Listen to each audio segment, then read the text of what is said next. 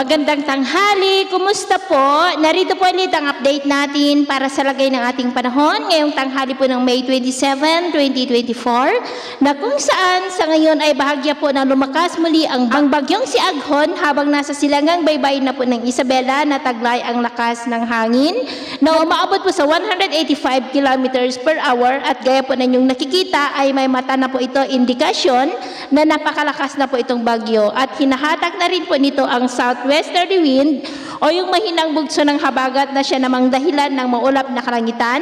with isolated rains dyan po sa kanlurang bahagi ng ating bansa. Mabilis pong pagkilos ng bagyo pa northeastward at posibleng bukas ay makalampas na po sa hanay ng ating mainland Luzon at hindi na ito masyadong maramdaman kahit nalalakas pa po yan into super typhoon maliban sa hahatakin nitong habagat na siya naman pong susunod na magpapaulan dyan po sa kanlurang bahagi ng ating bansa. Samantala sa ngayon ay nakataas pa rin ang tropical cyclone wind signal number 2 sa may southeastern portion ng Isabela, sa may Dinapigue, Palanan at ganoon din po sa northern portion ng Aurora, sa Dilasag at Kasiguran. Mayroon pa rin pong signal number 1 sa northeastern and southern portion ng Isabela, sa may Divilacan, San Mariano, San Guillermo, Jones, Etchague, San Agustin, Ilagan City, Benito Soliven, City of Kawayan, Maconacon, ang Ngadanan, Nagilian, maging po sa eastern portion ng Quirino, sa may Madela, Nagtipunan, Aglipay, maging sa southern portion ng Nueva Vizcaya,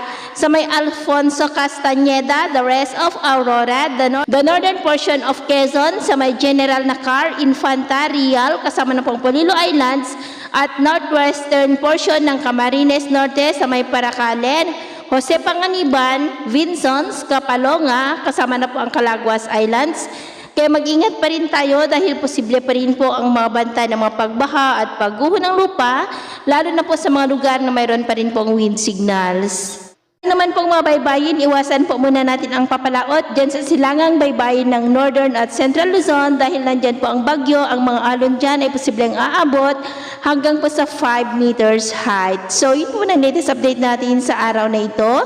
At ako pa muli si James na nagsasabing sa kahit anong pagsubok po na darating sa ating buhay,